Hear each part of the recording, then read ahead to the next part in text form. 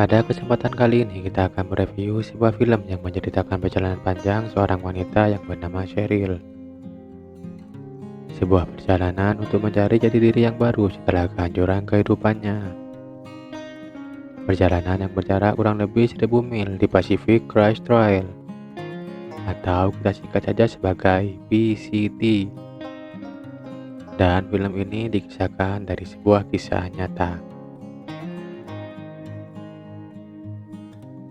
Pada adegan awal film ini, kita diperlihatkan Cheryl yang sedang menyiapkan segala kebutuhan dan perlengkapan yang akan dia bawa dalam perjalanan. Dia pun tampak sangat kesusahan untuk membawa barang-barang tersebut karena banyaknya barang yang akan dia bawa. Dan ini juga merupakan perjalanannya yang pertama.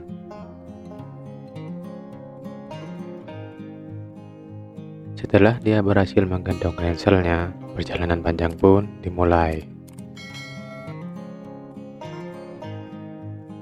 Dalam perjalanan pertamanya ini, Cheryl memutuskan untuk menumpang pada sebuah mobil sampai ke gerbang PCT, yang mana perjalanannya ini akan dimulai dari perbatasan Meksiko sampai Kanada.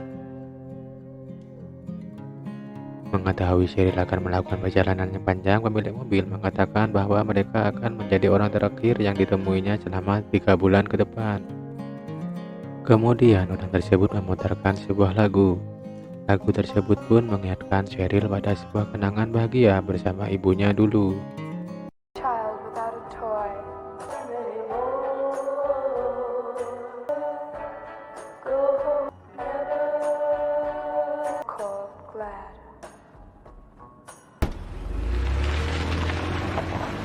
Sesampainya di gerbang awal perjalanan, Cheryl pun melanjutkan perjalanannya dengan berjalan kaki.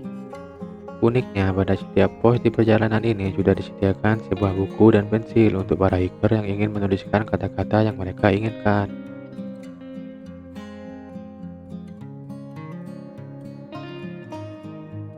Emily Dickinson. Dalam perjalanannya ini, Cheryl sering mengobrol dengan dirinya sendiri sambil bertanya apa yang sedang dia lakukan di sini dan mengapa dia melakukan perjalanan ini. Sambil melihat ke belakang, dia pun mengatakan bahwa dia bisa kembali kapan saja dan berhenti untuk melakukan perjalanan ini.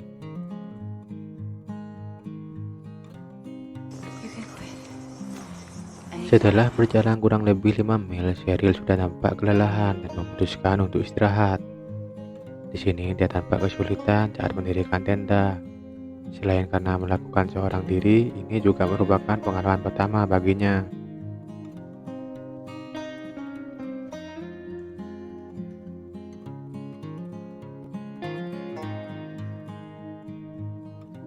Malam pun tiba. Cheryl tanpa ketakutan karena dia hanya seorang diri di tengah padang yang begitu luas.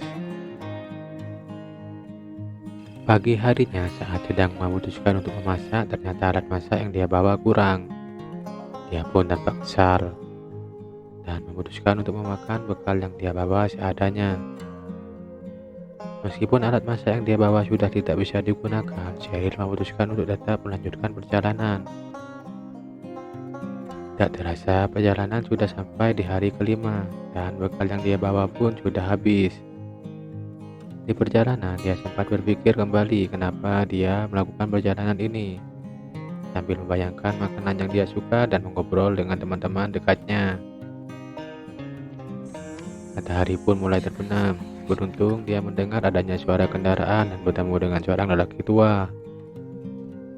Dia pun meminta pertolongan untuk mengantarnya pada toko terdekat untuk membeli bekal dan melanjutkan perjalanannya. Namun hari sudah malam, lelaki tua itu pun mengatakan bahwa sudah tidak ada toko yang buka, sehingga dia memutuskan untuk membawa Cheryl ke rumahnya untuk bermalam dan beristirahat. Sesampainya di rumah lelaki tersebut, Cheryl pun langsung diajak makan malam bersama istrinya. Setelah makan, Cheryl langsung mandi. Dia sangat menikmatinya karena memang sudah berhari-hari dia tidak mandi. Sampai pada akhirnya dia teringat pada tato yang dia buat bersama suaminya di hari terakhir waktu mereka akan bercerai. Pada adegan ini kita diberitahu alasan mengapa mereka bercerai, yaitu karena waktu masih menikah Cheryl sering selingkuh. Setelah pembuatan tato dan urusan surat penceraian selesai, mereka pun berpelukan. Di sini mereka masih terlihat saling menyayangi, tapi memutuskan untuk menjalani kehidupan masing-masing. Singkat cerita, keesokan harinya lelaki tua tersebut mengantarkan Cheryl untuk membeli kebutuhan yang dia perlukan. Dalam perjalanan pun, lelaki tua tersebut memberikan dukungan pada Cheryl untuk tetap melanjutkan perjalanan. Meskipun dia sendiri tidak akan mampu untuk melakukan perjalanan tersebut saat ini. Saat Cheryl sudah membeli semua kebutuhan dan juga melengkapi alat masaknya, Cheryl pun melanjutkan perjalanan panjangnya di PCT. Saat di pos perjalanan, Cheryl kembali menulis sebuah kata pada buku yang telah disiapkan. Di sini kita juga mengetahui bahwa perjalanan yang dilakukan Cheryl adalah di tahun 1995. Singkat cerita, malam pun tiba. Cheryl tampak sangat bahagia karena dalam perjalanannya kali ini dia bisa memasak dan memakan makanan yang hangat setiap harinya. Keesokan harinya, saat melakukan perjalanan, Cheryl menemukan seekor ular derik.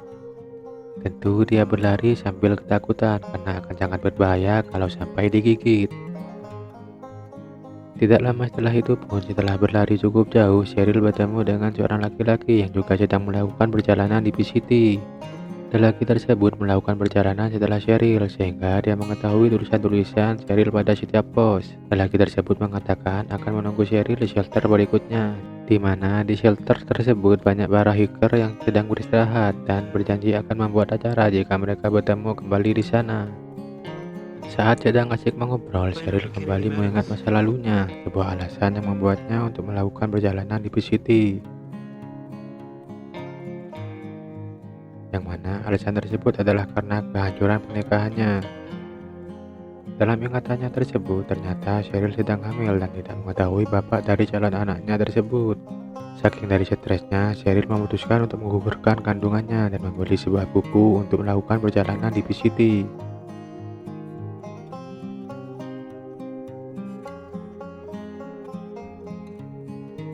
Singkat cerita, pada adegan selanjutnya kita diperlihatkan Cheryl yang sedang menaiki sebuah batu besar dalam perjalanannya.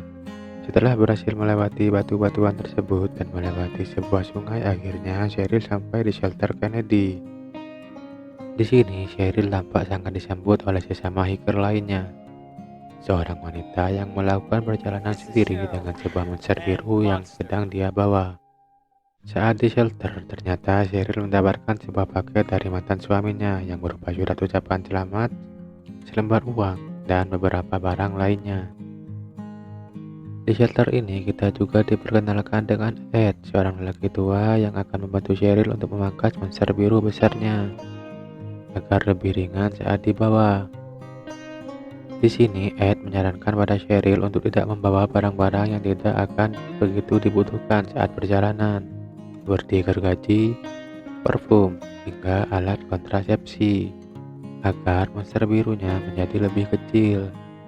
Tapi khusus alat kontrasepsi ini, Cheryl memutuskan untuk menyembunyikannya sebagian kecil.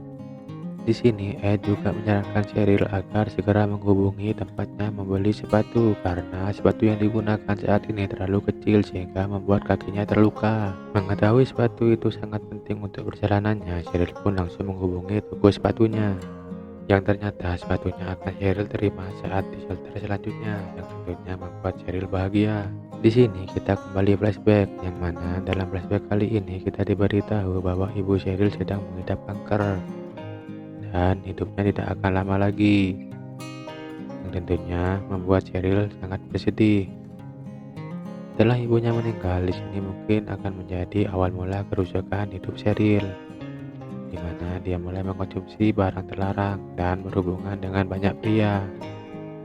Tapi saat dia melakukan hal terlarang tersebut, bayangan ibunya selalu muncul, seakan memantau kehidupan Cheryl agar tidak hancur akibat kepergiannya. Keesokan harinya kita diperlihatkan Cheryl yang sedang mempersiapkan diri dengan memakai celana panjang untuk melewati jalan yang sudah tertutup salju. Di sini dia tampak sedikit kesulitan dalam berjalan sehingga memutuskan untuk mendirikan tenda dan memakan makanan hangat. Saking kesepiannya dalam perjalanan, dia sampai menyuruh seekor serigala yang ditemuinya untuk kembali dan menemaninya.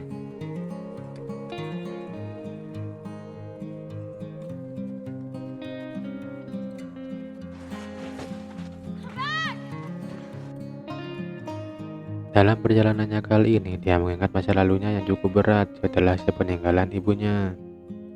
Cheryl tampak kesal sehingga tanpa sengaja dia membuang sepatunya.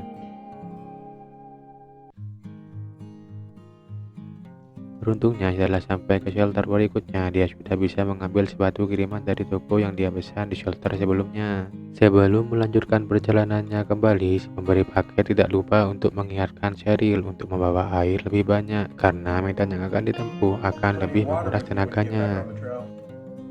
Setelah sampai di pos, Cheryl tidak lupa untuk menulis beberapa kata yang dia dapatkan dalam perjalanannya. Dalam perjalanannya kali ini, Cheryl terlihat sangat menyesali akan apa yang terjadi pada kehidupannya sebelumnya dan memutuskan untuk tidak mengulanginya kembali. Di tengah perjalanan, Cheryl kehabisan air dan lebih habisnya lagi, tong yang seharusnya berisi air untuk para hiker ternyata dalam keadaan kosong. No! No!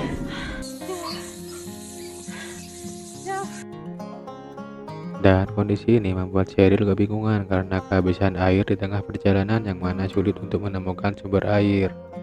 Sampai-sampai Cheryl menjilat tendanya sendiri untuk mendapatkan air dari endapan embun.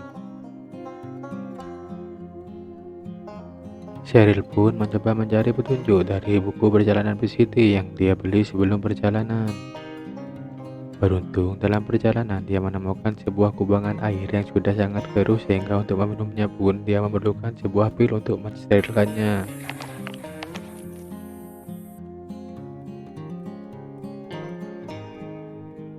Saat sedang berganti pakaian, Cheryl didatangi seorang pria yang sempat ditemuinya saat mensterilkan air. Di sini tampak pria tersebut memiliki niat jahat padanya. Beruntung kawan dari pria tersebut memanggilnya yang membuat dia memutuskan untuk meninggalkan Cheryl. Setelah tidak lama melanjutkan perjalanan, akhirnya Cheryl sampai di perbatasan Washington dan Kanada. Dan dia pun tidak lupa menuliskan beberapa kata pada pos perbatasan tersebut. Setelah sampai di kota, ada seseorang yang memberi Cheryl undangan untuk mendatangi live musiknya di sebuah kafe. Karena dirasa cukup tampan, Cheryl pun memutuskan untuk datang ke live musiknya tersebut. Saat sedang di kafe, Cheryl pun terbawa suasana saat alunan musik mulai dimainkan. Sampai pada akhirnya Cheryl pun memutuskan menggunakan alat kontrasepsi yang dia simpan. Pagi harinya, Cheryl sangat terlihat menyesal karena perbuatannya semalam. Bukannya berubah lebih baik, dia malah melakukan hal yang sama yang membuat kehidupannya dulu hancur. Cheryl pun membulatkan tekad untuk tidak mengulanginya kembali dan melanjutkan perjalanan. Di tengah perjalanan, hujan mulai turun. Beruntung, Cheryl tepat waktu sampai di shelter sebelum penjaganya pergi. Dia pun tidak keberatan membuka tokonya kembali untuk membantu Cheryl mengambil paketnya. Lalu disusul dengan kedatangan 3 lelaki yang juga ingin mengambil paketnya.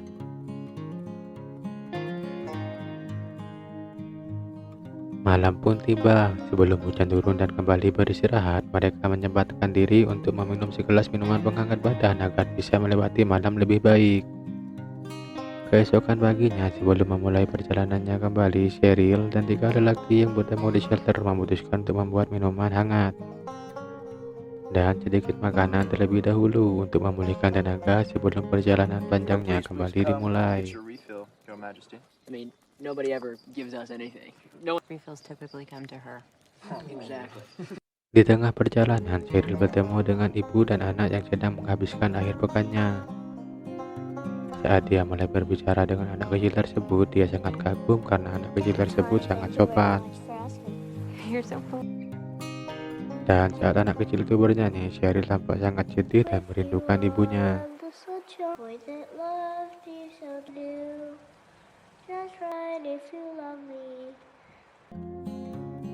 Yang ternyata lagu yang dinyanyikan anak kecil tersebut adalah sebuah nyanyian yang sering ibunya nyanyikan dulu.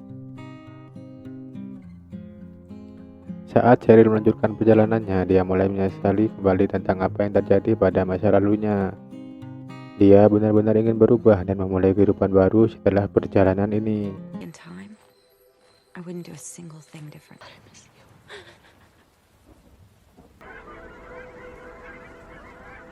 This is what to flourish. what destroys what, and not another. Dan Or take film another pun course. selesai.